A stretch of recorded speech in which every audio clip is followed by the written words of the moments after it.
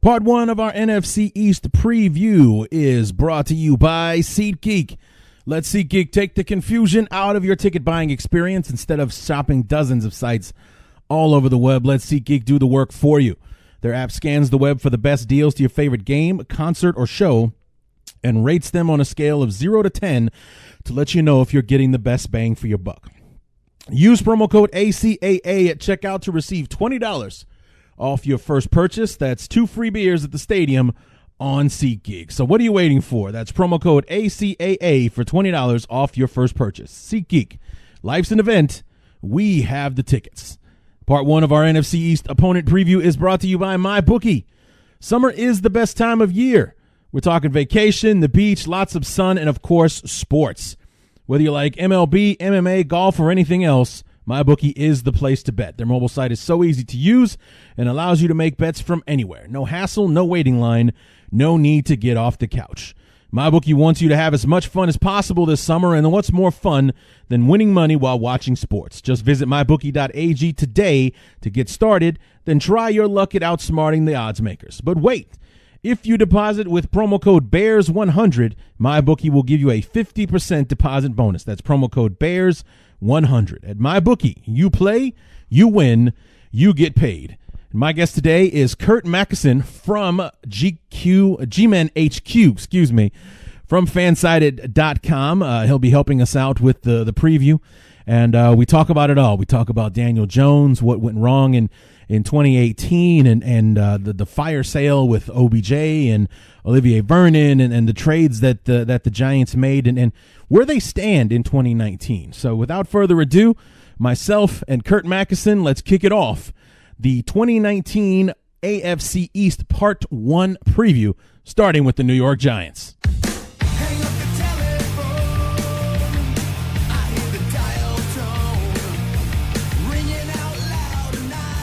The AFC West and our same place opponents in our rear view. Now it's time to look ahead. We're going downhill now at the NFC East before moving on to the NFC North and concluding our 2019 opponent preview set. What's going on, everybody? Larry D back for part 1 of the NFC East opponent preview, starting with the New York Giants, and Curt Macysyn from GMenHQ on Fansided.com will be here in just a moment to help us preview the 2019 G-Men. And before I get to that, I just have one news and notes story, one that I was alerted to several times yesterday when it came out, and one that's kind of got Bear fans up in a heap at the moment. Just kind of annoyed, if not angry, about what took place yesterday on NFL Live yesterday. I think it was like one of the final segments of the show, something like that. They came in, and there's the host of the show and then 3 panelists asking who had the worst offseason of any team in the NFL. And there was a lady whose name I'm forgetting, and forgive me for that. Damian Woody, the former New England Patriot, and our former head coach John Fox were the 3 panelists. Now, the young lady on the panels went for the Giants, trading OBJ, trading Olivier Vernon, drafting Daniel Jones number 6 when they probably could have gotten him at 17, so on and so forth. She thinks the Giants had the worst offseason of the year so far. Both Damian Woody and John Fox picked the Bears.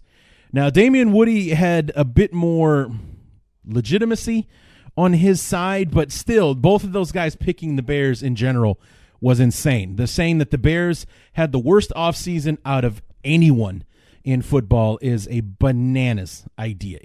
There's no justifying it. However, Woody's made more sense than John Fox's did. Damian Woody was saying that the loss of Vic Fangio would be letting him get away, essentially, even though it wasn't up to us, letting Fangio get away, and how that's going to hurt the defense, or so he thinks, and what have you, is the reason that he chose the Bears to have the worst offseason. John Fox, parroting the idea of Damian Woody that the Bears had the worst offseason, said because, and I think this is what really's got Bear fans kind of pissed off, is the fact that Not only did he pick the Bears, but he picked a problem that he started, essentially. I mean, it wasn't his, maybe it wasn't his call. I don't know how much control over personnel he had during his time with the Bears, if he had any say or if he was the final vote or anything like that. Old veteran coaches like that, maybe that's part of what they do. But he said that the Bears haven't settled their kicker situation, which is legitimate. We haven't. We still don't know who our kicker is going to be. We still don't even know if the kicker that we're going to have in 2019 is on our roster. However, that happened on John Fox's watch.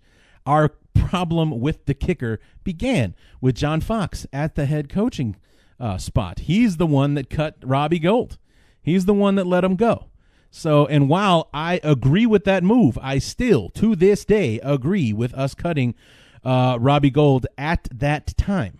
In hindsight, maybe we should have weathered the storm. However, at the time, we could not rely on Robbie. He was missing field goals. He was shanking extra points. He was doing it at the end of the 2015 season that ended up costing us some ball games that we should have won. And in the start of the preseason in 2016, he was picking up where he left off with the inconsistency, having very un-Robbie Gould-like tendencies. And so I was not surprised that the Bears cut him, or at least I thought the move was justified on how Robbie finished 2015 and how he was starting 2016. And it turned out to be a good thing, especially for Robbie Gould, because he got the rejuvenation. He goes to the Giants. He's good with the Giants, and he's been outstanding. I think he's only missed like 2 kicks or something like that in his time with the 49ers. So what's going to happen with Robbie is still up in the air. He hasn't signed his franchise tender. He hasn't reported to OTA, so his status with the 49ers is still up in the air. But this was something that was created by John Fox, and this is a guy who's saying that because we haven't settled the kicker situation, the Bears have had the worst offseason in the NFL this year. Never mind the fact that the Texans and the Jets fired their general managers after the draft this year, that other teams making bad free agent moves and spending too much money on this guy or so on. But it's the Bears, a team that didn't have much to improve on. They're piling on to the fact that we don't have a kicker. A team with one of the most complete rosters in football didn't fix one problem, so therefore they had the worst offseason. Worse than anybody else. Worse than Washington trading for Case Keenum. Worse than the Giants drafting Daniel Jones. Worse than the Jets firing their general manager after the draft, and what's going on with Houston, even with the draft that they had. They let Tyrann Mathieu get away. They reached for a tackle in the first round. And even, he's such a project, they had to draft another tackle in the second round. So they wasted 2 picks on an offensive tackle and everything else. But they had better off seasons than the Bears, according to Damian Woody and John Fox. And no one's really piling on Damian Woody. Well, number one, because Vic Fangio is a legitimate reason for the Bears. That is a black eye on our offseason. There's nothing we could do about that. Vic went for the opportunity he's been waiting his whole career for, but we did lose him. That is a big loss for the Bears. However, we got Pagano in his spot, and we lost Adrian Amos and Bryce Callahan, but we got Buster Skrine. We got HaHa Clinton Dix. We drafted Duke Shelley. We drafted Sherman.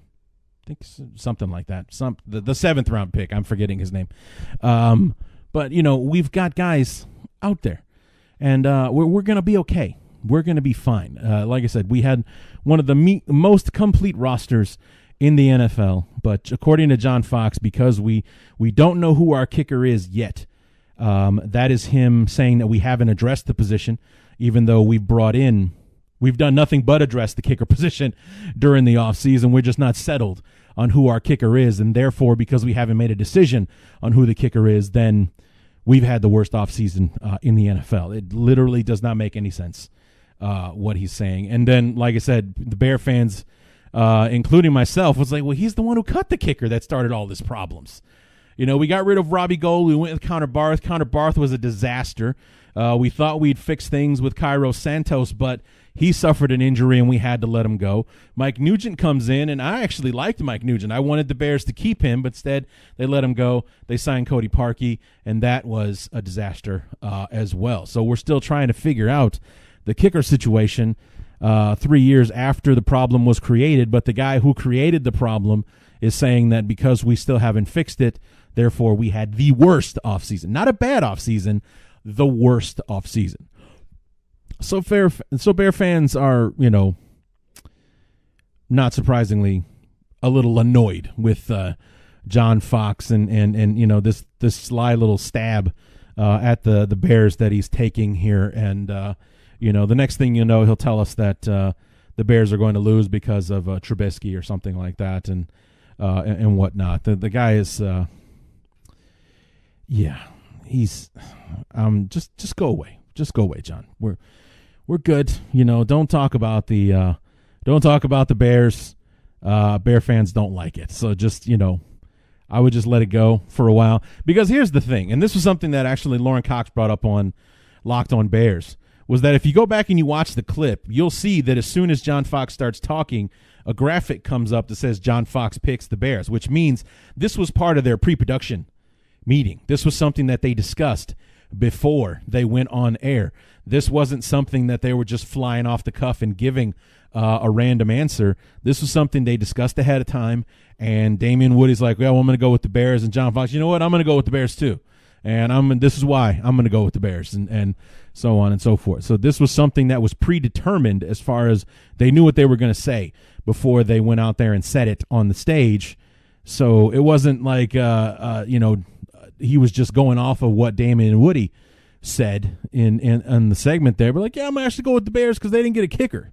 Not only did they let Fangio go, they didn't get a kicker, so that's why they had the worst offseason. It's nonsense. It's absolutely nonsense. The Bears are one of the more stable teams, one of the most stable franchises out there, in who our head coach is, who our general manager is, who our quarterback is, who our who our top players are, who the leaders are, so on and so forth. We are stable from top to bottom right now.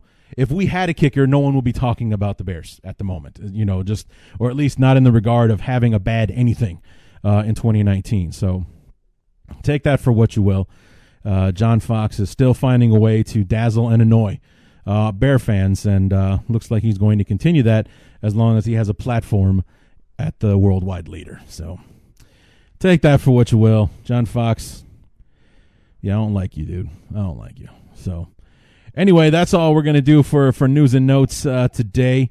We're going to go ahead and talk about the NFC East bottom dwellers in 2018, the New York Giants, and Curt Macysyn from Fansided.com and GMenHQ is going to join us right now to talk about that team and help us preview the 2019 G-Men and where is the needle pointing for the Giants? Is it still pointing down, or is it slowly working its way up? Curt will help us out.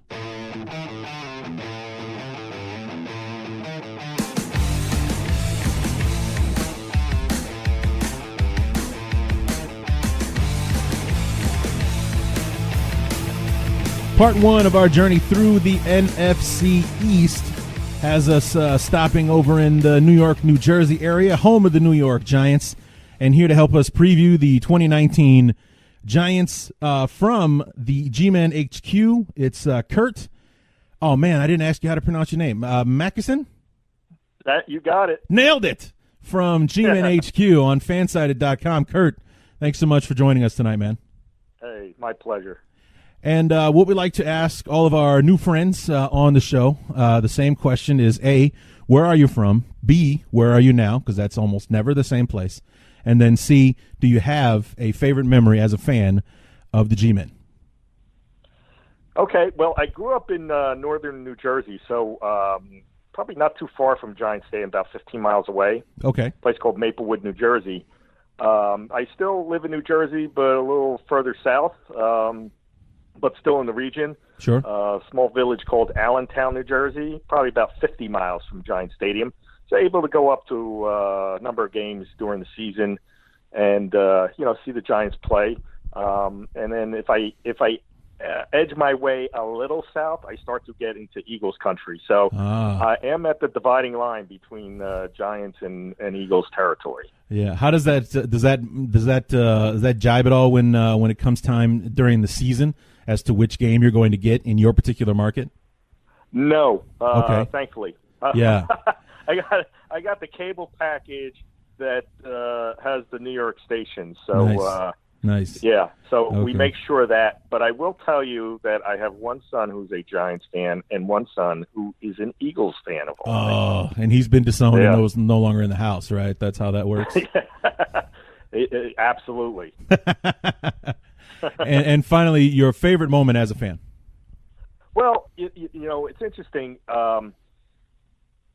Going back, because I've been a Giants fan for a long time, my original favorite moment was actually when Scott Norwood missed the field goal in Super Bowl 25 and the Giants won that Super Bowl because they did it with a backup quarterback, Jeff Hostetler. Right.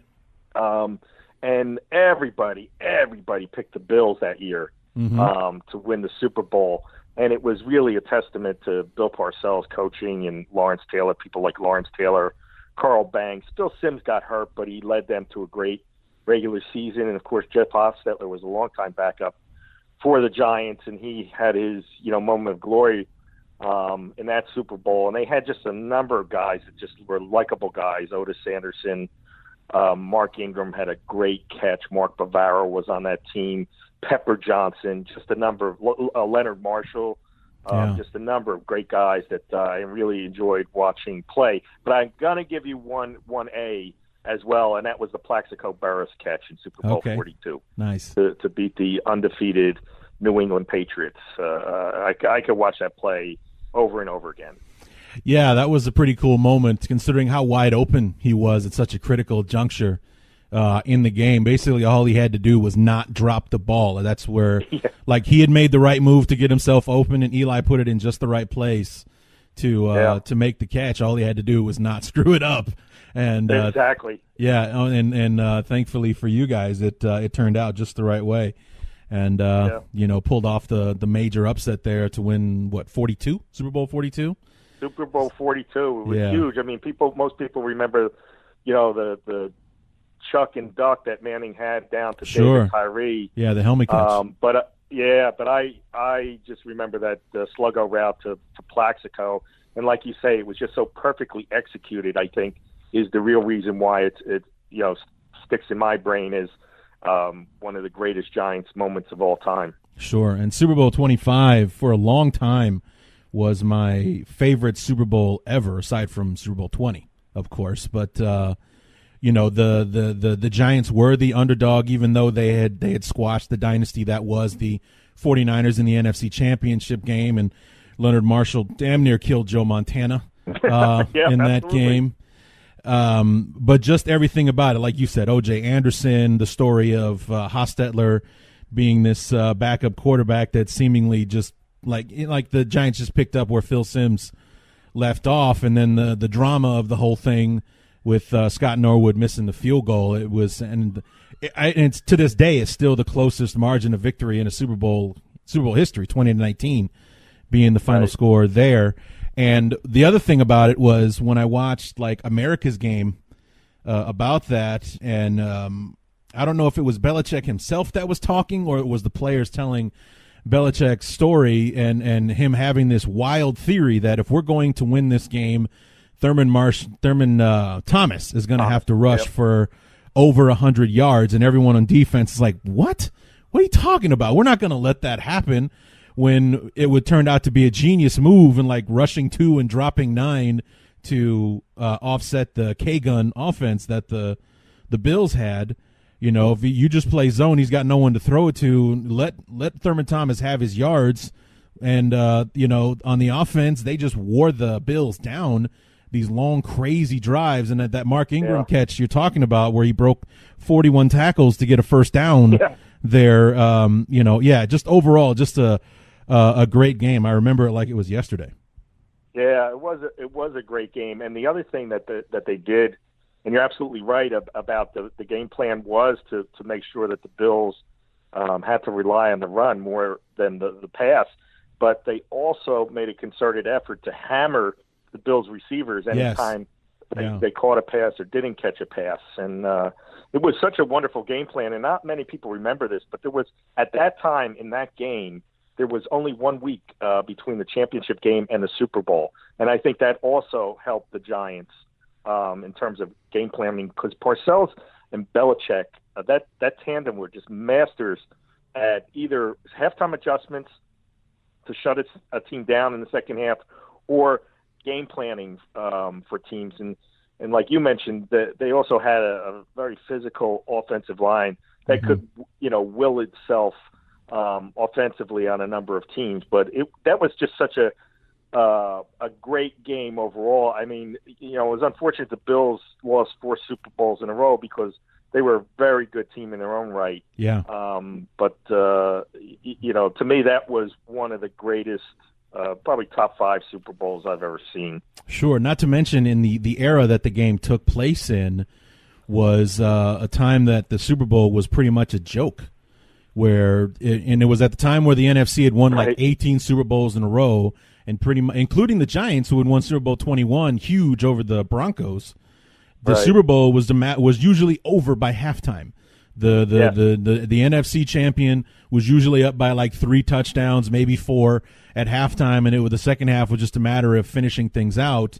And this game, as we were talking about exceptions to the rule before, this was the exception to the rule, and the fact that it was competitive, come down to the wire, had a dramatic finish. And I think that is what made it so memorable, was that it just was so rare at that time in the NFL. Yeah, very true. Because you're right. At that time, in a lot of cases, winning the NFC Championship was tantamount to winning the Super Bowl. Yeah. And what the Bears did to the Patriots, and Giants did to the Broncos, and what the 49ers did to the Broncos as well. That one was sad. That was a sad contest, man. Yep. So now that we've had this trip down memory lane, let's bring it to the present. And I'm sorry about this, but the Giants had a rough year last year. Unfortunately for me, one of your few bright shining spots was against the Bears in the Meadowlands last year, where out of nowhere, the Bears, coming into town on a 5-game losing streak, drop a game to the 3-8 Giants. Were you at that game? I did not go to that game. Oh, okay. And it was funny because I had done a podcast with our sister site over there, the Bears Goggles. Sure. And I'm like, there's no way the Giants are going to win this game. And just looking at it, it was like, the Bears had a very solid season, and the Giants had anything but a solid season. But it was also, I think, mentally, it came out of nowhere that, you could see if they were playing games close, and we're just ending up on the wrong end of the score. But Giants were so schizophrenic last year. You didn't know what team was going to show up. And, of course, after, they went through the trade deadline and got rid of, some players there, too, that they really weakened already, inferior defense. And so I just thought that there was no way that, that they were going to be able to win the game. And plus, there was no Odell Beckham in that game as well. So he was in the game. Odell threw a touchdown pass in that game. Oh, you're right. You're right. Yeah. So that was. That game was. And I'm not trying to take anything away from the Giants in that matchup. The Bears just came out flat in that one. They had a 10-day break, and the one thing that Matt Nagy couldn't seem to figure out last year was how to get the team ready after a bye week. We had our bye week 4. We come out flat against the Dolphins and lose that game in overtime. Then we had our mini bye after our Thanksgiving game against the Giants. We come out flat. First or second play on offense, Chase Daniel throws one of the more improbable interceptions I've ever seen, and I think it was Ogletree that ran it in for a touchdown. It was. Yeah, we're like 30 seconds Ogletree. into the game. We're down 7-0 already. I'm like, what the hell happened? So, and just their overall weirdness of that game. Odell throwing a touchdown pass on the sweep, and then for like a 2-point conversion at one point in the game, the Bears send an all-out blitz. They absolutely murder Eli, who just gets it off and throws it to a wide-open Odell, who, like we talked about with Plaxico Burress, all he has to do is not drop it. That's how wide open he is, and how vulnerable the Bears were on that particular blitz. And, of course, he's wide open. He makes the catch. It's the 2-pointer. And at that point, it looked like the Bears were done. We fought our way back into overtime, but it was the Saquon Barkley show in overtime. You guys put us away. So, it just seemed like the Bears were kind of snake bit in that one, and everything that could go the Giants' way in that one did. Yeah, it's interesting because the Giants have been so, to use your term, snake bitten in terms of playing the Eagles the same way. Like what can go wrong will go wrong. Sure. For the Giants, that the little bit of serendipity, and you're looking at it that you don't play the Giants every year, but the little bit of serendipity that the Giants got in that game was like totally reversed throughout much of the season. And over the past few years, especially when the Giants have been playing the Eagles, it's like anything that can go wrong, would go wrong or will go wrong. The Giants had a big lead against the Eagles. Yeah, I was just thinking about that. You guys had a big 19-0 at one point.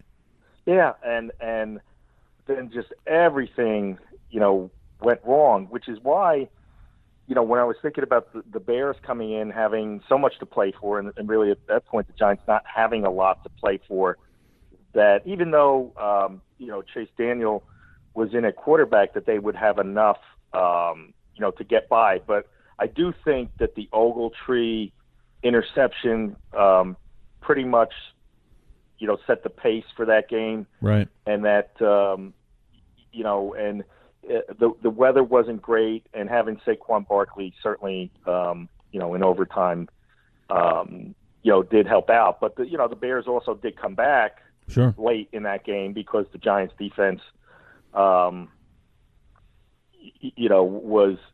and has been over the course of the last couple of years not been what we've been used to in New York, and that's always been, the Giants' calling card has been a stout defense, and it just hasn't happened, and especially a non-existent pass rush, over the course of the past couple of years at least. And that's something that's not, it's atypical for the Giants to not have a, solid, pass rush. And, we'll see what happens again this year, because I think that will be a weakness as well. But I'm sure we'll get into that. Sure. So to finish up the year, was it 5-11? Something like that? 4-12? Something. What was the Giants? Were they 6-10? They were 5-11. 5-11. That's right.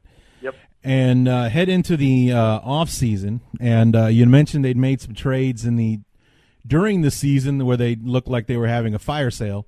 At one point, the Snacks Harrison joins my division out here in the north to play with the Lions, and it just like the Giants were sellers at the trade deadline last year. And we go into the off season, then all of a sudden you're buyers and sellers at the same time. You trade away Odell Beckham 1 year after signing him to a $95 million contract extension. You sell him for a first and a third rounder and Jabril Peppers. So you get Jabril Peppers and 2 draft picks in return. Thoughts and feelings on the Odell trade, because I did not hear good things when that happened. Yeah, I mean, there was always a tenuous relationship between Odell Beckham and the team. Sure. And so I think, and that existed prior to Dave Gettleman getting on board. That existed when Jerry Reese was still general manager. And, Gettleman consistently said we did not sign Odell to trade him. And at face value, I do believe him in that situation.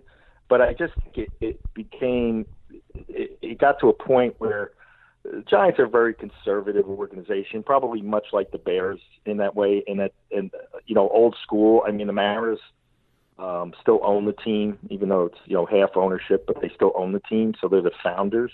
Sure. And I just think that Beckham did not fit their model, even though he was an elite talent. And I question moving forward, like how great he's actually going to be. If you or I are on this, podcast 10 years from now, what are we going to be saying about Odell Beckham? Are we going to be comparing him to, I don't know, Jerry Rice, Calvin Johnson, Michael Irvin, or are we going to compare him to other players who didn't, had a boatload of talent but never quite could get over that hump where they're known as winners or championship players? And I think the Beckham story is to be written. I don't think that those folks who cast aspersions about his talent are being truthful, or intellectually honest about it, because he's one of the most talented players I've ever seen in the NFL. Now, does that translate into being that guy who can take a team over the top, or is going to be relied upon in clutch moments? I don't know. I mean, the one playoff game that he did play for the Giants against the Green Bay Packers, he dropped a touchdown pass, and he was virtually non-existent. So this is a TBD, and I'm interested to see, with Cleveland, an up-and-coming franchise, how well that Odell performs, and now shares the limelight with his good buddy, Jarvis Landry over there. So it's a story to be written. I think the Giants did what they had to in a full-blown rebuild. That $95 million extension would weigh heavily, on the Giants in terms of rebuild. And I also think the philosophy of Dave Gettleman is a throwback. So let's look at things honestly. You don't draft Saquon Barkley to play second fiddle to anybody on the offense. Right. So the Giants are playing a little bit of, hey, let's go back to the future here, and let's have this solid running attack with this bell cow running back, and then we'll have more of a controlled passing game, rather than having to get Beckham his 10 to 15 targets per game. Right. So Odell is off into Cleveland. You get some riches of draft choices there. You also made another trade with Cleveland, sending Olivier Vernon to the Browns as well. When you guys first signed him, if I'm not mistaken, he was pretty much a beast for you, at least in the first year, but has kind of trailed off ever since then. Yeah, he dealt with some injuries. He had a high ankle sprain for the most part last year, and I think it really affected his production. Mm-hmm. But I think it was a good deal for the Giants, giving Kevin Zeitler to now fill in a guard. I think he's a solid player. They're putting him at a position, when the Giants were effective, even Super Bowl 25, 42, even Super Bowl 46, they always had a very solid offensive line, and that's something that's escaped them over the past several years. And I think getting Kevin Zeitler certainly solidifies the offensive line, and I think that's going to be an area of big improvement this year. Right. You got him straight up in the trade for Vernon to replace Jamon Brown, who left to go to the Falcons.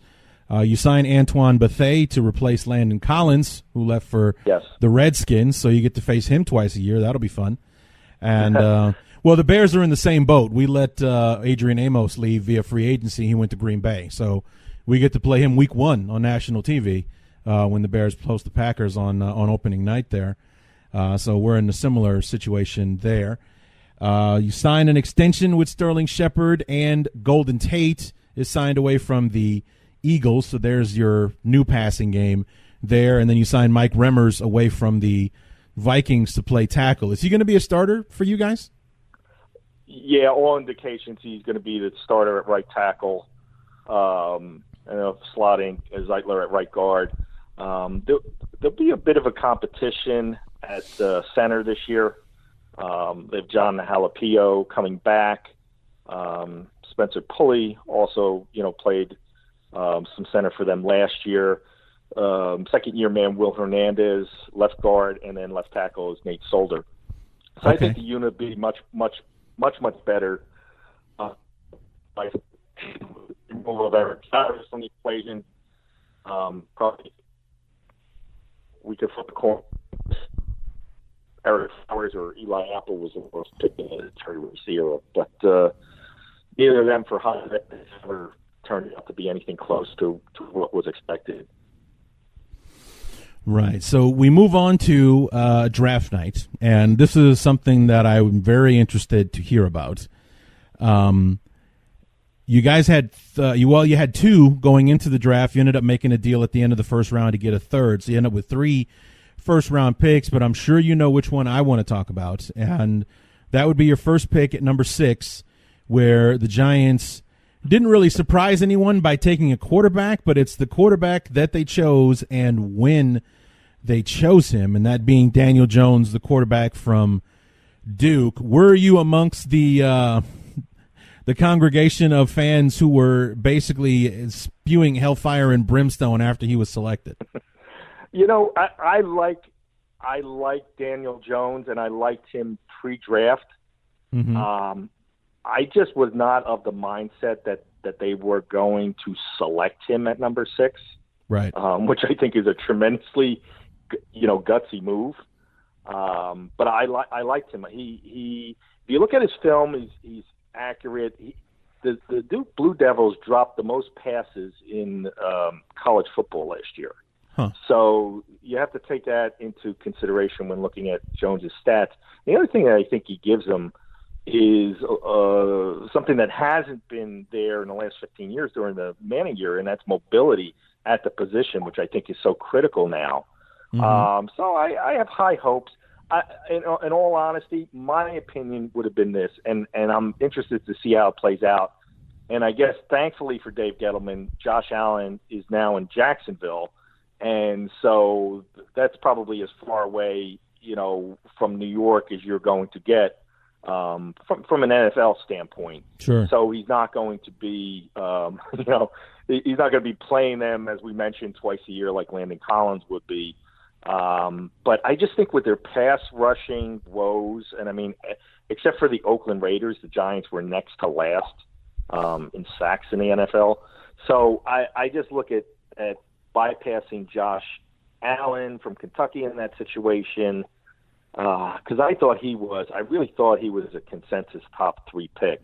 Mm-hmm. And that's the only thing that concerns me there. Could they have gotten Jones? I mean, that became the story. Could they have gotten Jones later on, say with that number 17 pick?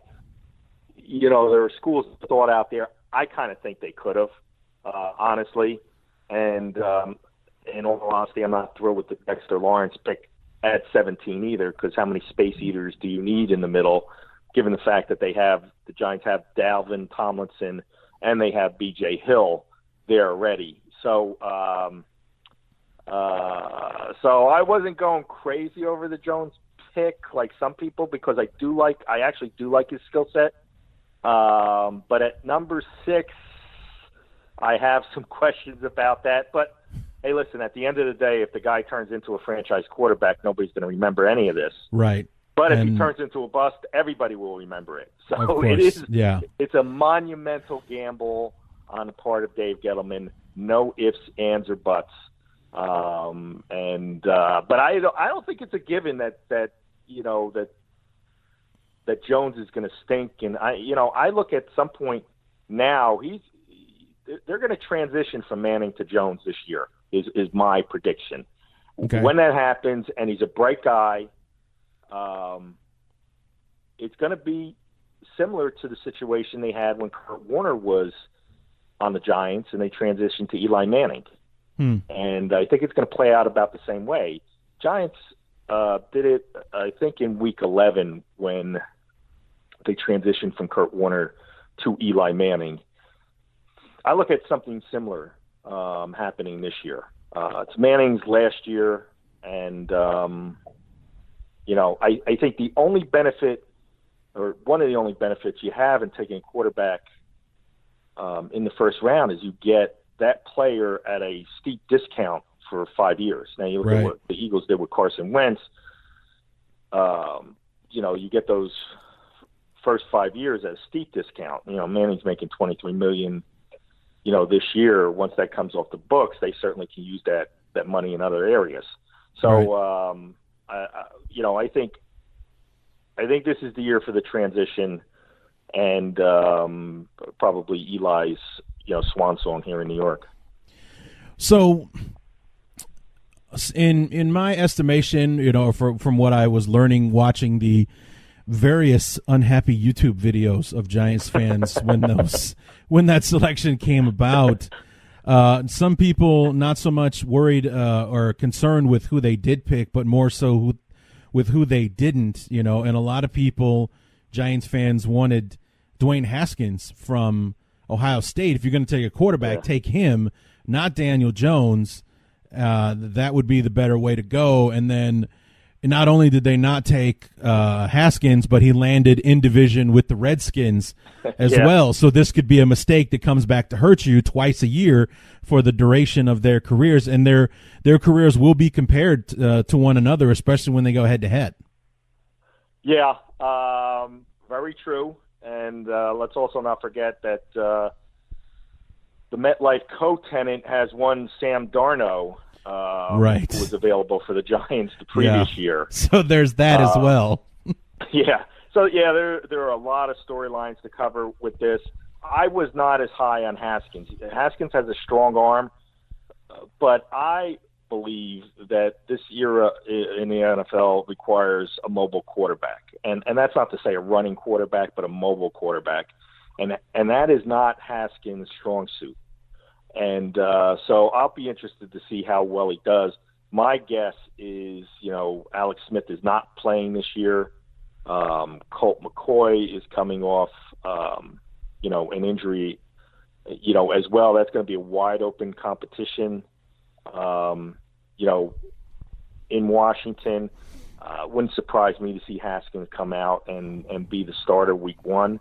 Right. So I'll be interested to see how well he does. But hey, listen, I looked at a lot of film, obviously, on the quarterbacks. I don't think backtracking. I might have taken Darnold last year, just based on what I saw on film. Sure. I was not 100% sold on Haskins, so I wasn't surprised. Obviously surprised that they took Jones so early. I thought they probably could get Jones, and I thought they did like him. I thought they could get him in the back half of the first round, 20 and beyond. The other guys that were available, like a Drew Lock, he just was too unfinished for my liking to turn the franchise over to him. I actually think Jones is, more of a finished product, than somebody like Drew Lock, out there. So, sure. So you mentioned that you weren't exactly thrilled at 17 with Dexter Lawrence. That seemed like a redundant pick to you for what you had and who you ended up taking there with the defensive tackle out of Clemson. And on draft night, it did seem like the experts, quote unquote experts, were kind of baffled. Not that the Giants took Daniel Jones, but they took him at 6. They had the similar opinion to yours about Dexter Lawrence being taken at 17, but they all seem to like DeAndre Baker out of Georgia with the third and final draft choice in the first round there at number 30. Yeah, I think that's true. And even through, rookie minicamp and OTAs, the reports have been glowing about him. And I actually think that the strong suit in the Giants' defense next year will be the secondary. You mentioned Antoine Bethea. I think he's going to be a solid veteran presence. For the life of me, I can't understand 6 years and $84 million for Landon Collins. I liked him as a player, but he's an in-the-box safety. All you have to do is throw film up against the Giants against the 49ers and watch George Kittle take Landon Collins to school, and understand that he's not Earl Thomas. I'm sorry. Right. And I think half of that is, the Giants and Redskins rivalry took on added meaning when, John Mara, as part of the competition committee, penalized the Redskins and Cowboys for their transgressions with the cap a number of years ago. Sure. So I think anytime that Dan Snyder has an opportunity to stick it to the Giants and Mara by extension, he's going to do it. And I think there might have been some of that involved, because Landon Collins was definitely a fan favorite around here. Yeah. But like I said, I just think the overall skill set. Hey, listen. I like your guy Adrian Amos. I like Clinton Dix. I could put them all in the same. I liked Tyrann Mathieu. Sure. I could put them all in the same bucket, and I would think that they would all get similar contracts. And just to see Collins come out with this monster, 6-year, $84 million deal. I mean, average annual value, Honey Badger is getting about the same amount, but Collins has that 6-year term, $84 million. Yeah. It's a lot of cash. Yeah, Mathieu is averaging about $14 million, but I think he's only got a 3-year deal in Kansas City as opposed to 6 years. Yeah, 6 years for Landon Collins in Washington, because we all know that Daniel Snyder just hates writing big checks. It's not like he's done it over and over again the entire tenure as owner of the team. And that one stretch that he went on with, trying to go back to the future again by re-signing over the hill guys like Bruce Smith and Deion Sanders to monster deals to get him to try to have like one last bit of twilight in a Redskins uniform. And then, of course, you're forgetting the Albert Hainsworth. Yeah, Hainsworth, yep. the first $100 million player, and that guy wasn't worth a dime when he was in Washington. So, that was a disaster. And, Snyder's not afraid to put the money out there.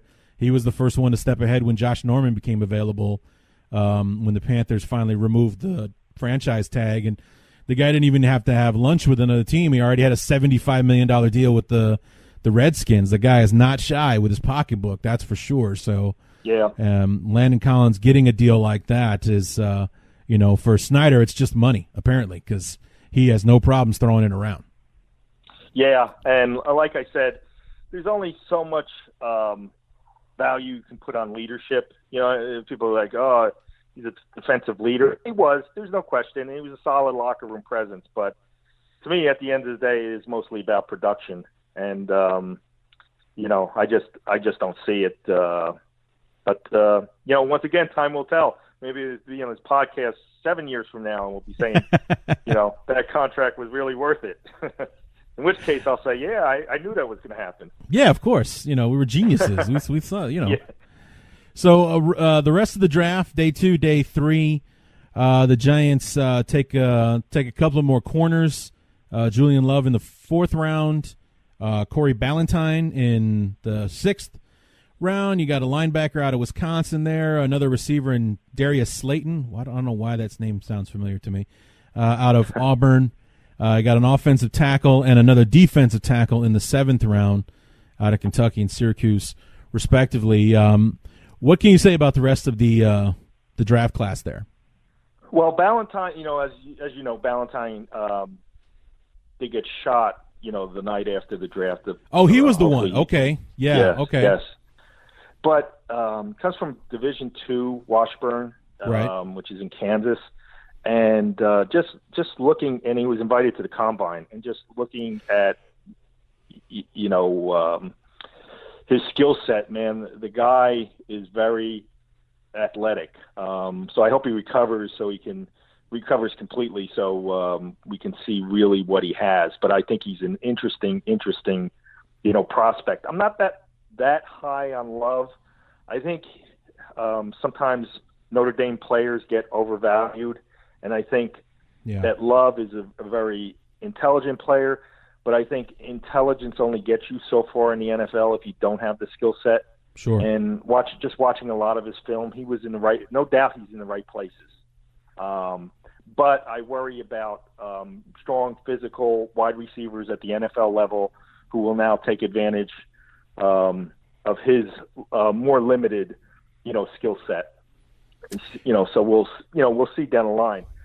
Baker, I think, might be the starter opposite Janoris Jenkins week 1 at the cornerback position.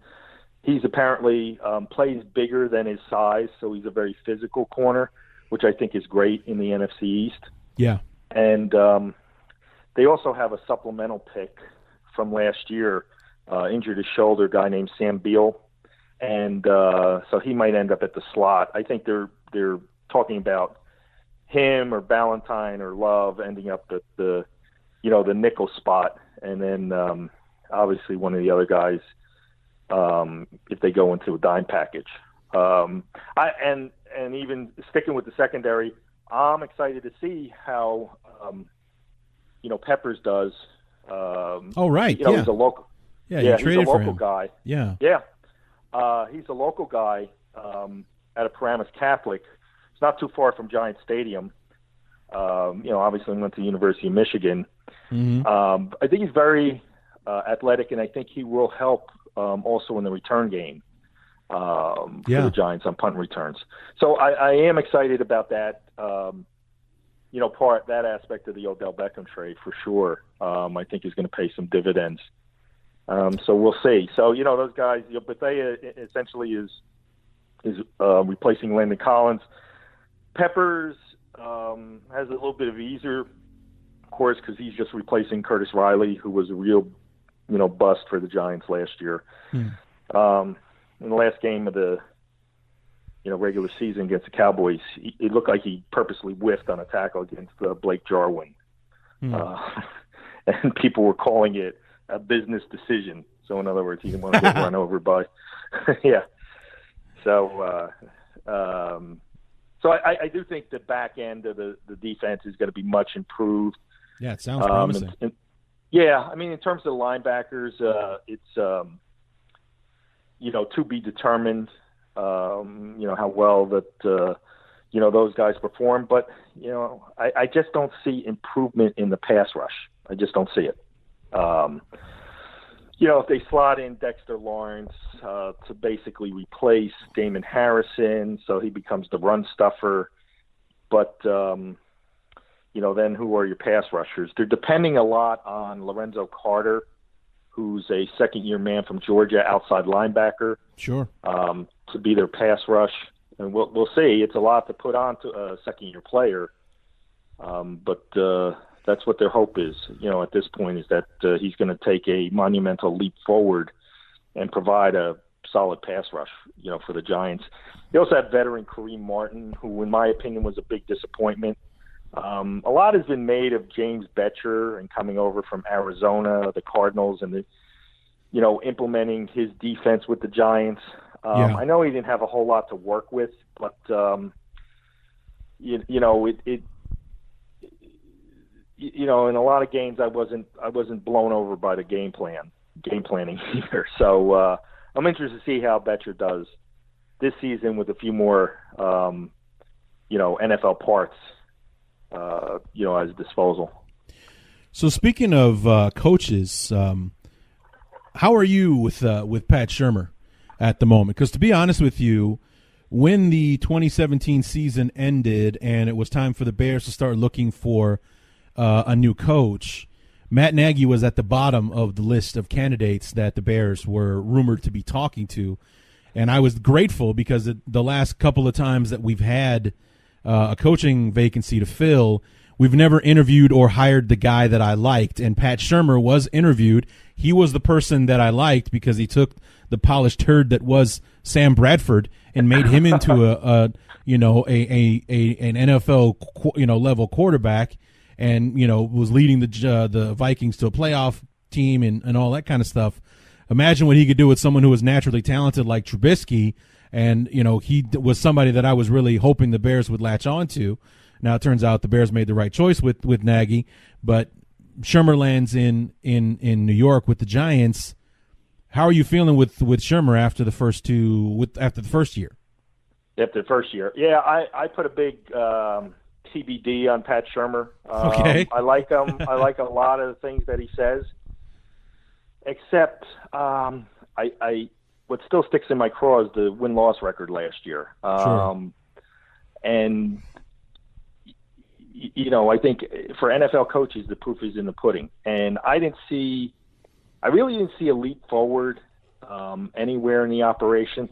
And that's not to say that there weren't, voids on the roster that needed to be filled, because there certainly was. And I think he's dealing with a much better hand this year, even without, Beckham, let's say. Sure. But I didn't see any part of the operation that I said, ooh, there's some vast improvement there. Pass rush was tepid. The secondary was, the offensive line wasn't good. We were promised that originally that shifting Eric Flowers to the right side was going to be the answer, and that didn't prove. I mean, Eric Flowers was just a bust draft pick. Probably a top 10 guy too, right? Absolutely. Yeah. Number 9. Right. And he overdrafted. I mean, very simply. The interesting thing, when you do your research and you check out, what the scouts say, and I look at multiple sources, when I'm looking at players, and I also try to look at a lot of video on YouTube about these guys. The whole Flowers situation was telegraphed, and it was like you took a round peg and you're trying to put it in a square hole, and it just didn't work. And they said there was going to be problem with footwork, and there was problem with footwork, and so it just makes you scratch your head, saying, sometimes these NFL scouts and coaches think that they can work magic when these guys are players, and you accentuate their positive aspects and you try to minimize whatever areas of weakness that they have. But when the areas of weakness are so stark, sometimes it makes you wonder why a guy is drafted at 9 when there are really tangible weaknesses they have in their game. And that was the same thing with Eli Apple too.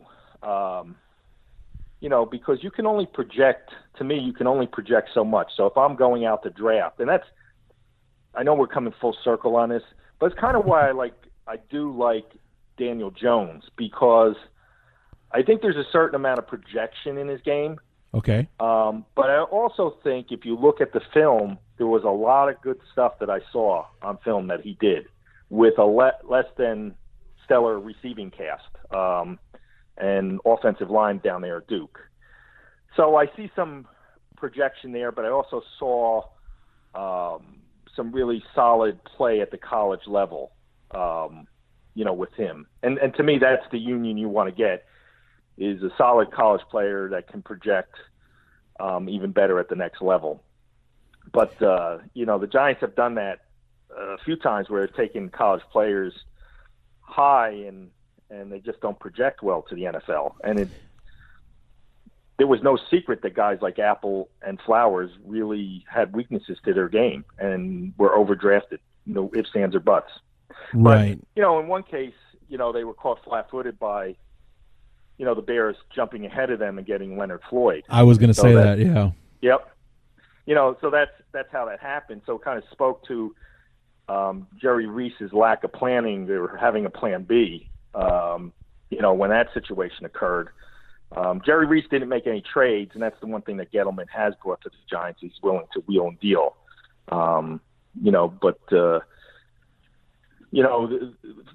Whiffing on those draft picks does set the program back a number of years, especially when you do it 2 years in a row. So there's no getting around that. So, Shurmur will have a better team this year, and I think it'll be a better indication of how good he can be as a head coach. But to me, the jury is still out. I'm not here going to say to you, yeah, Shermer in 5 years, we're going to be talking about him as the next Bill Parcells.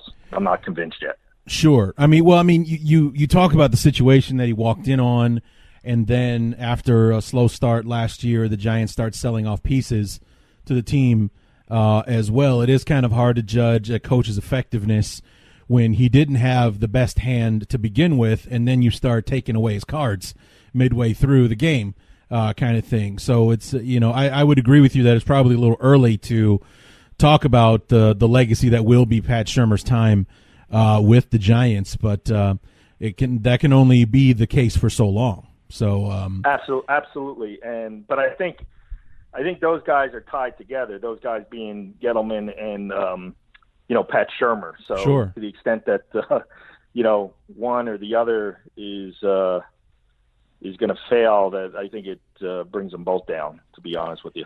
Yeah, and you mentioned having the back-to-back first-round busts was how detrimental that can be to a team's future. I mean, you're talking to a guy who witnessed it as well.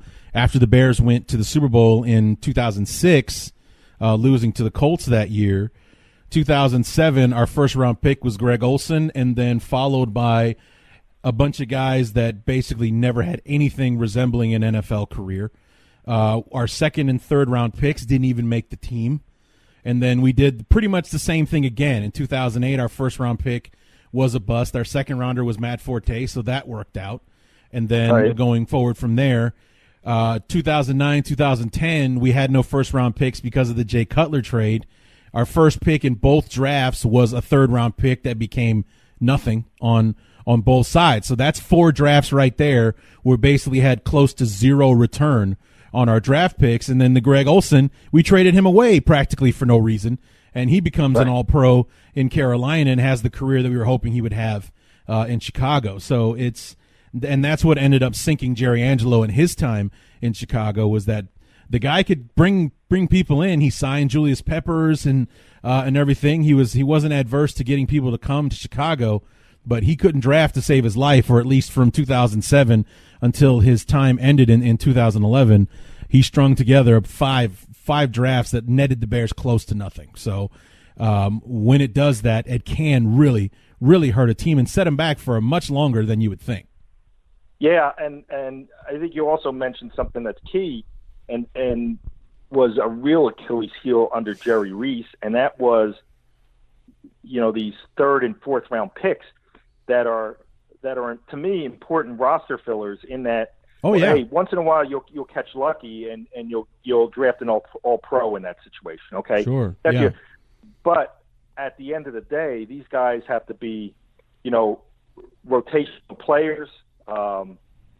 In some cases, nickel defensive backs. That's where you can also find a diamond in the rough along the offensive line. Mm-hmm. With those selections, and Jerry Reese used to just gamble on, guys like one notable was DeMontre Moore, who first round talent, Owa Digizuwa they drafted, and I just remember Reese saying, he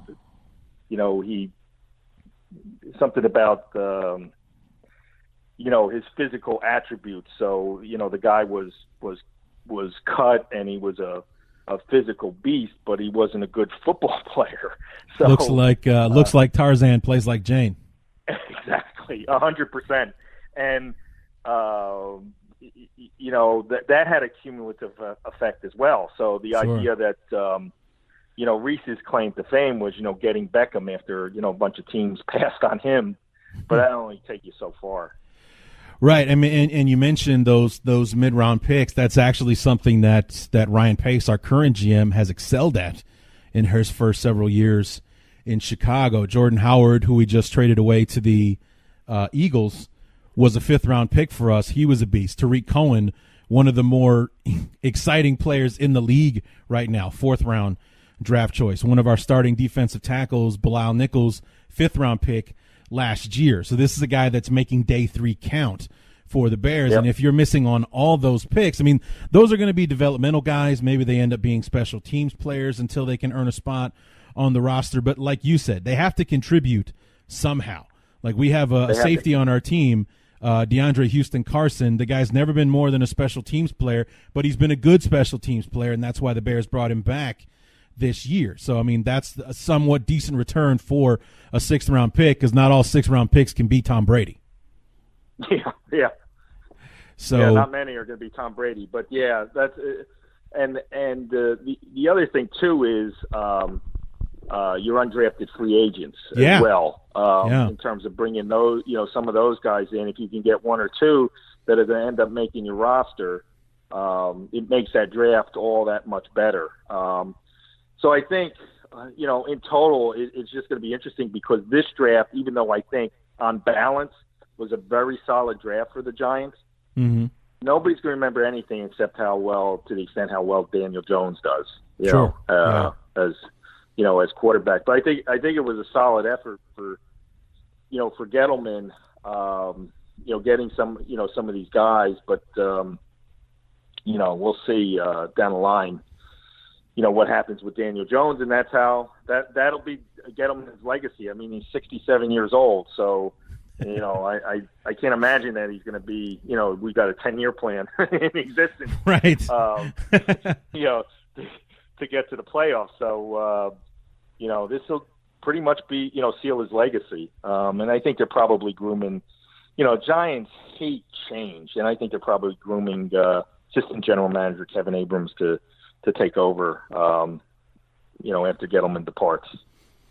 All right. So we look ahead to 2019, and we'll dabble on the schedule just a bit. But, aside from the fact that, surprise, surprise, week 1 is the Cowboys for the Giants. I mean, that happens almost always. So, last year being the exception, you had to play in Dallas week 2. In last year's schedule, but you almost always start with the Cowboys week 1, almost usually on Sunday Night Football as well. So you start with them again this year. And then the other game of concern for us Bear fans is that you come to Soldier Field week 12 after the bye. So we'll see how that works out, where those teams are at that point in the year. But as we look at 2019, we've touched upon the Daniel Jones story. You think he's going to take over at some point during the season, and if it's where you're thinking it is, then maybe week 12 against Chicago will be the first time we see Daniel Jones as a starter. You got the bye week ahead of it and all that kind of stuff. So depending on where you guys are at that point in the season, that might be a good spot for Jones to make his first start. We wouldn't recommend it against the Bears in Chicago, but that's just me. But, what other storylines looking into 2019 should we keep an eye on?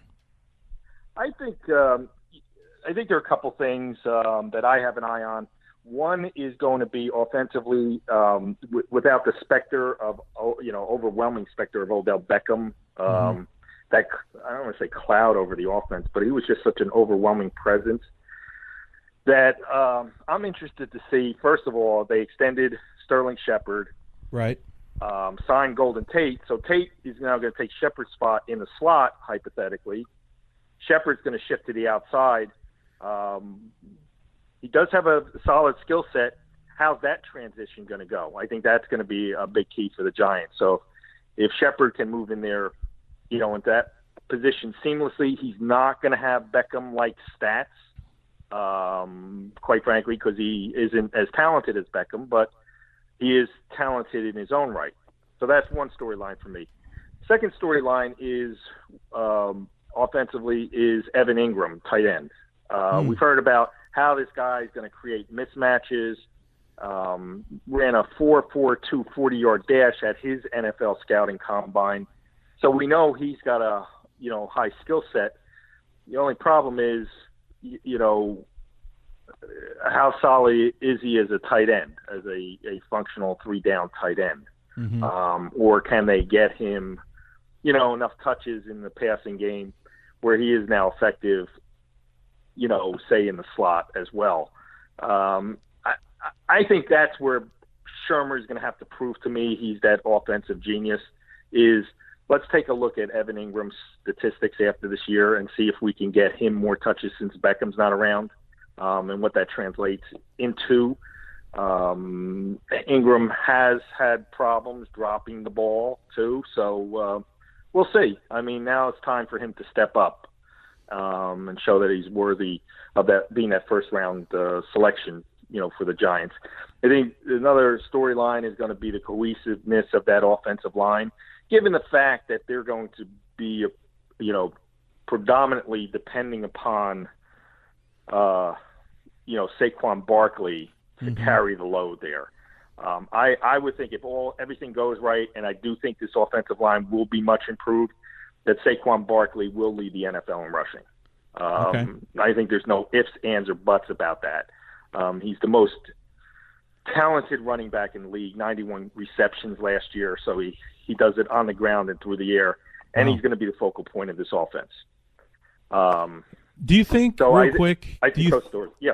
Go ahead. Do you think that that the Odell Beckham trade could be an addition by subtraction, taking away his off the field nonsense and the fact the guy was constantly in the headlines nationally, because it is New York, for Christ's sake, but the guy was always in the headlines nationally for one reason or another, most of them being negative for one reason or another. Yeah, I mean, there was always a question about Beckham, like, people talked about his work ethic, and he generally, in covering the team, he does love to play the game of football. There's no question about that. But I agree with you, like, some of the off-the-field activity, like, needed to tamp down, because at the end of the day, the great players focus, their primary focus is to be a great football player. It's not to be, a brand. And I think that was the problem with Beckham. It was like, he was this entity unto himself and not just for football. So, he's at the Nickelodeon Awards show. He's here, he's there. And you're right. In New York, there's probably 1,001 red carpet opportunities, that he could undertake at any given point in the football season. So I do think that they're going to be all business this year. There's not going to be that cloud of Beckham over their head. And I do think there is a certain amount of addition by subtraction, in addition to Beckham's 120 or 130 targets that can now get passed around to several other people. Yeah, you see that happen in the NFL quite a bit, where you just don't think that a team can do without this one person, and then they go ahead and they cut him or they trade him away, and it turns out to be a vast improvement for the team, because they're able to do, instead of just trying to make that one person happy or focusing on that one guy, now they can spread it around to Sterling Shepard and Golden Tate, Evan Ingram. You got Barkley coming out of the backfield. Now you got something to work with, as opposed to trying to make your $100 million man happy. Yeah, I think for sure that's going to happen. I think the Giants will put points on the board. On the other hand, we'll see how that defense is able to hold. As we mentioned, several times, the pass rush is really a paramount concern. And well, here's the thing with that.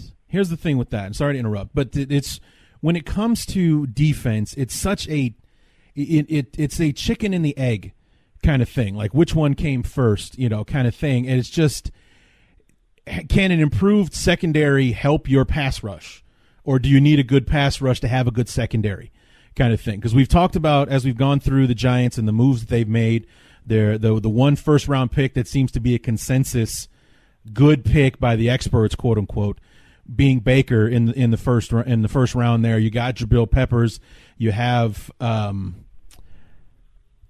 your safeties, who for some reason have flown right out of my head. And Bethea. I think Bethea would be a solid performer for them. Right, and so, but we saw it happen in Chicago when the secondary got better. All of a sudden, our pass rush came. But was it because we had a good pass rush that our secondary is solid, kind of thing? So can one feed into the other? Maybe having this improved secondary that you're so high on at the moment will help your pass rush, because they'll be given the time to get to the quarterback. I agree. In principle, I agree with you. Sure. The only issue I have is that there's really potentially such a lack of a pass rush that I think you're really putting all your eggs in the basket of these guys being able to defend at the back end. You know what I'm saying? So if I had, a couple guys I could depend on for not even 9-10 sacks a year. Honestly, I don't know if, they're depending on Lorenzo Carter to get, between 12 and 15 sacks. I mean, my God, that's a lot to expect. Right. Otherwise, I don't know where it's going to come from. I mean, they're going to be, I think, just by their nature, they're going to be a run-stopping defense. So it's going to be very difficult to run the ball on them. I mean, with Lawrence and B.J. Hill and Dalvin Tomlinson, I think it's going to be very difficult to run the ball on them. So teams are going to pass. But once again, the chicken and egg scenario, is that a good thing for the Giants or a bad thing that they're right. Tempting people to pass with that, with such a lack of a pass rush? It will be interesting, because I only think there's so much a defensive coordinator can dial up for a team. Right. If you're really lacking, in the pass rush area. So I'm very interested to see how that plays out. But I also do think the Giants, it's back to the future for them. So I think one of the things is that they're going to be a ball control team. So it's also run the ball with Saquon Barkley, short passing game, Mm-hmm. And then that's why I think it'll be a seamless transition for Daniel Jones, because they're not going to depend on him to make at least early on, make a whole lot of difficult throws. Right. So looking into 2019, as a fan, what are you thinking for the 2019 Giants? Are you looking for improvement? Are we playing the long game here with all these new pieces, and we're only year 2 into the coaching thing with a brand new rookie quarterback we're going to have to incorporate at some point and everything? What are you expecting out of the 2019 Giants? So when I go back in history and I refer to the Kurt Warner transition to Eli Manning, I believe the Giants were 6-5 at that point when they turned it over to Manning, and then they lost. They lost 4 games, and then Manning won his final start of the season. But the statistics were just god awful if you look back at them. Mm-hmm. So my feeling is that I would consider the season successful at 8-8, especially if they could transition Jones into the starting role. I would even take 7-9 if they could do that, and we see tangible progress in the areas that I mentioned. One being we transitioned from Eli Manning into Daniel Jones, the Daniel Jones era, and that we see improved output from Sterling Shepard and Evan Ingram. So I think it would be a very successful season if they're able to do that. What I think, will be problematic again is if they do go 5-11 or 6-10. And now I think you're starting to get that snowball effect of that losing culture. Yeah. And 2 years is a short time, but hey, Steve Wilkes got fired after his first year in Arizona, in Arizona. So, but the Giants usually don't operate that way. But to me, my line of demarcation, if I had to throw it out there for you, is that the difference between it's 1 game difference. So you're saying what's the big deal? But it's that line of demarcation of 6-10 and 7-9. Right. And I had a similar train of thought when it was the Bears a couple of years back under John Fox. For me, it wasn't so much like with the talent level that we have and so many young guys on the team and transitioning from the old 4-3 defense to the 3-4 and the personnel it takes to run those different kind of units and whatnot. It really, wins and losses weren't as important as how the team played. Was this a team that won 5 games and was lucky to win 5 games, or was it a team that fought and battled and scratched their way to a 7-9, 8-8 record where, if the ball bounces a certain way, maybe we win 9 or 10 games and things like that. It's all about how it translates onto the onto the field? Were you a lucky 5-11, or were you a scrappy 7-9? As to, maybe this team, even though they lost more games than they won, can make that big step. We saw some improvement on the field this year. Yeah, I agree with you there. And that's one of the things I said, when we were discussing Pat Shurmur's, I just didn't see enough tangible improvement. Sure. But I'm giving him benefit of the doubt because, he was sent to battle without a lot of pieces too. Sure. And less so after, those trades at the trading deadline. So, we'll see. But I do think that they're going to have to show, tangible improvement. The other thing too is, especially when you think offensively, signing Golden Tate to that contract, and he's north of 30. I mean, there's some expectation that I hate to use the word contend, but let's just put it this way: that you would have to think that Gettleman's doing that because he thinks the Giants can be in the mix. And in the NFL, you never know these days. You get on a hot streak, and let's face it, they're playing they get to play the last place schedule, this year too. So, things could happen. But, I still go back to what can his expectations, Dave Gettleman's expectations be if he's transitioning to a new quarterback? That I can't answer. But I agree with you that it's one of those things that we'll know if we see it, if we see improvement, on the field. So I think, to a certain extent, win-loss is not going to be as critical as that improvement that you're talking about. Right. Which was why I fudge it and say 8-8 because, in a division, rivalry games. I mean, the last couple of years they really should have beaten the Eagles one time, and the Eagles are a top-notch team in the NFL. Right.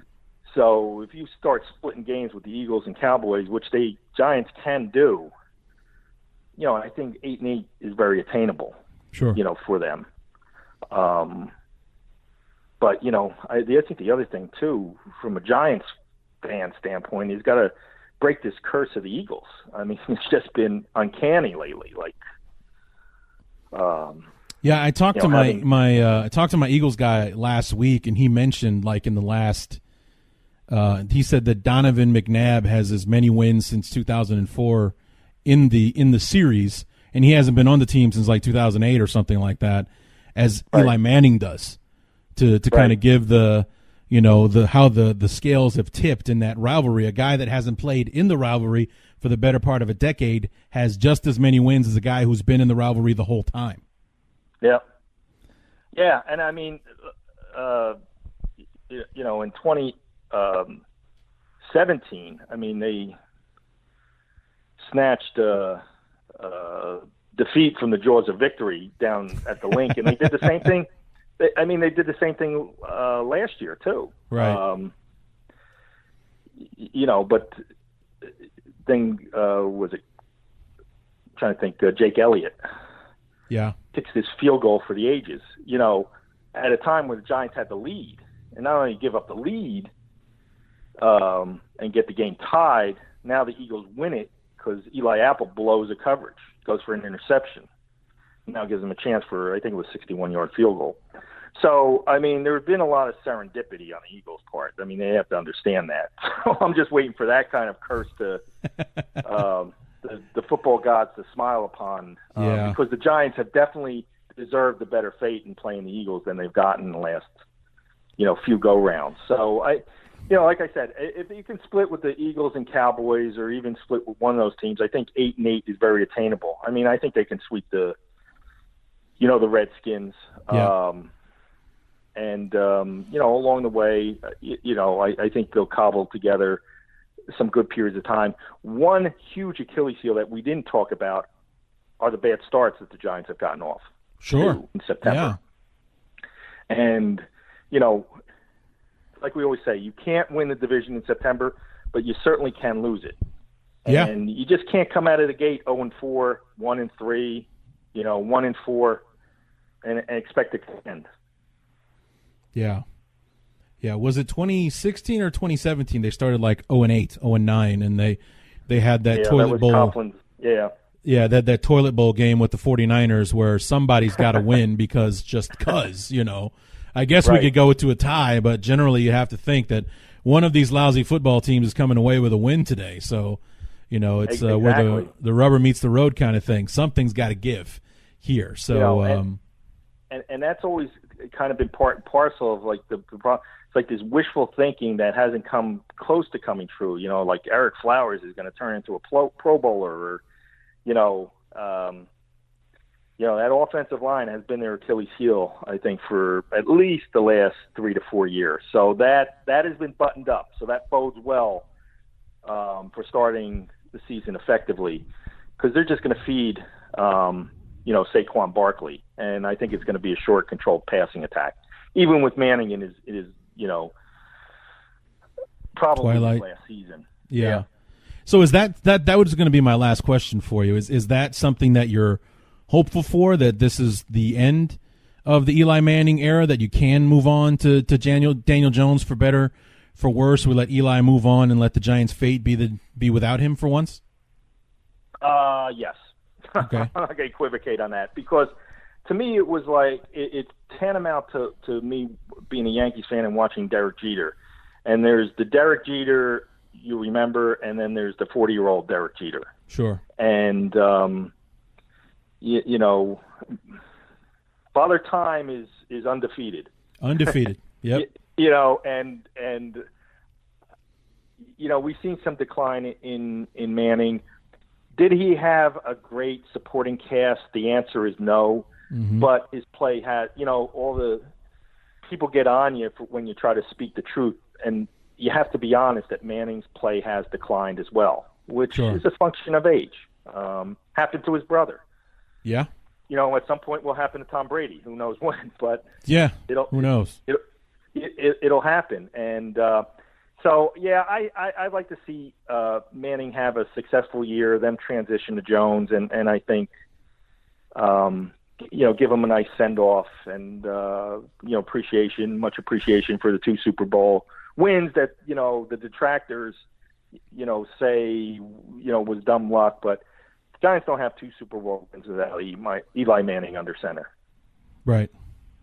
No, I agree. I'm not 100% certain on what Eli's legacy will be, but I wouldn't take anything away from him as far as those games against the number one, it was the Patriots, and he's like the exception to the rule as far as the Patriots being in the Super Bowl. He's the reason that Tom Brady doesn't have 8 rings instead of 6 right now, and he beat those teams, especially that undefeated one in Super Bowl 42. Eli Manning did that, especially on that last drive, and staying alive no matter what, do the helmet catch thing, and then we talked about at the top of the show the throw to Plaxico for the game-winning touchdown and everything. Eli was ice water in his veins in those moments, and then comes back and makes a very similar throw that's just as improbable to, was it Manningham down the sideline in Super Bowl 46 that set up the game-winning touchdown for that one as well. Yeah. When those moments counted in those big games, Eli stepped up. Now, what will his entire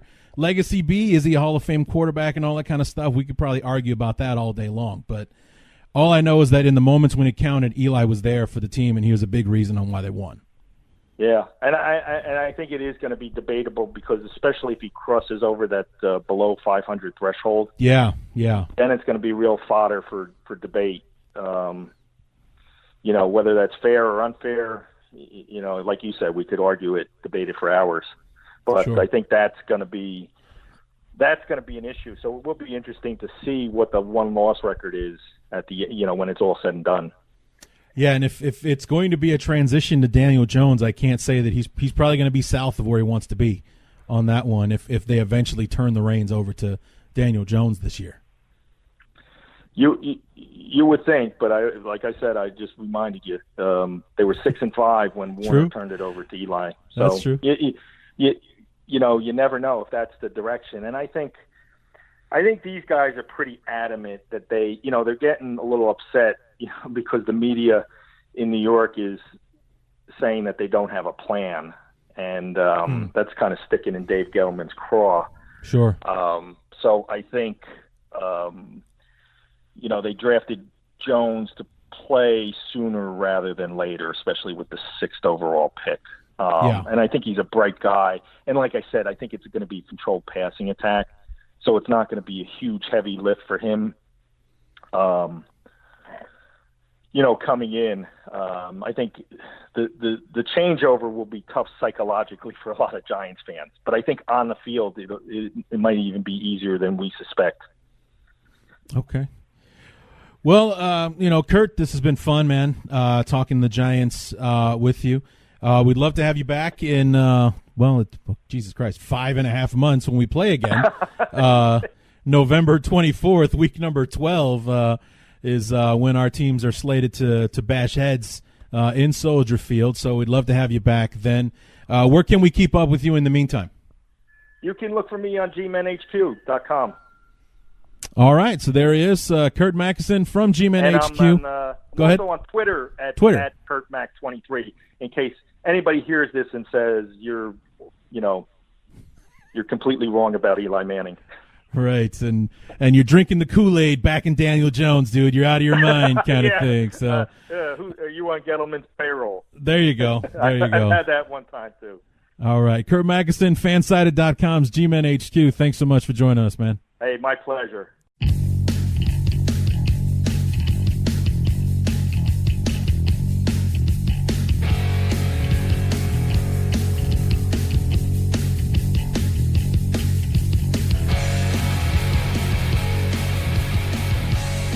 Remember, guys, Bears 100 for your 50% deposit bonus at MyBookie, and ACAA, promo code ACAA, for $20 off your first purchase at SeatGeek. So I want to thank Curt for coming on to the show. Be a while before we get the chance to talk to him again. Week number 11, I believe, 11 or 12, with the Bears play the Giants in November. And so a lot of the questions, just like I said last week with the Chiefs, that by the time we see this team, a lot of the questions that we have during this episode will be answered by then. Will Daniel Jones have phased Eli out as the starter by then? Will those other draft choices in the first round prove to be, will they get an immediate return on those guys? Will Odell being gone be an addition by subtraction? And getting rid of him makes the team better because that drama, that shadow, the spotlight, what have you, from Odell is elsewhere. It's in Cleveland now. We don't have to worry about that. This, for better or for worse, he's gone. The guy that just loved to be a distraction, the guy that's on the sidelines humping the kicking nets, or marrying or proposing the kicking net. Remember when he was doing that? And all the rest of that stuff. It was like, God bless the guy for being as talented as he is and making the catches that he does. He obviously cares about his craft, but he also cares about being in the spotlight and, everybody look at me while I do this and so on and so forth. Will it be an addition by subtraction with him no longer being on the roster? So will Jabril Peppers be a big impact player for them and everything else in between? He seems to be Curt seems to be a bit more of an optimistic guy. He's the glass half full type, I would think. After that discussion, I think you guys would agree. So we look forward to having him back in November and week number 11 or 12. I already forgot which it is that the Bears play I think it's 12. I'm pretty sure it's 12. That we play the Giants and see where we're at that point in the season. Are the Bears gearing up for another playoff run? Are the Giants thinking ahead to 2020? That's why we're going to see Daniel Jones and so on and so forth. Either way, the two teams meet up in Soldier Field in late November. So that should be it would be nice to talk to him again. I had a great time talking to him. So that's going to do it for part 1 of our NFC East preview featuring the New York Giants. Come on back later this week on Friday, I believe, Saturday at the latest. Just keep your eyes on the Twitter feed at BTU_Larry for the Twitter feed. Bears Talk Underground. Just search Bears Talk Underground on Facebook to find out there. I'm shooting for Friday, but it'll be Saturday at the latest.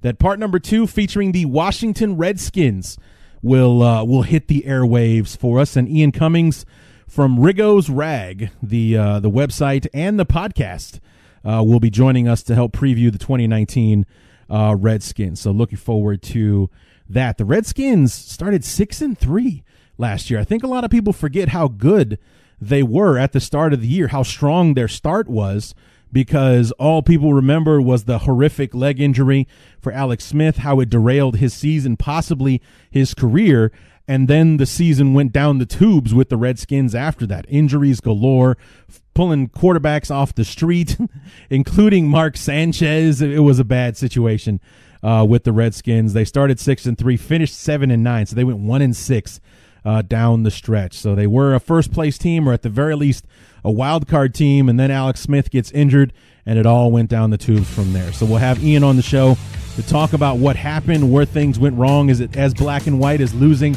Alex Smith, or was there more to things going sideways on the Redskins last year? So come on back on Friday. Keep your eyes open, maybe Saturday, because I'm heading to Chicago this weekend, so I might be a little too busy to get it posted by Friday, but I'll take care of it on Saturday. So keep your eyes open. I will keep you informed. Until then, my name is Larry D, and this has been the Bears Talk Underground.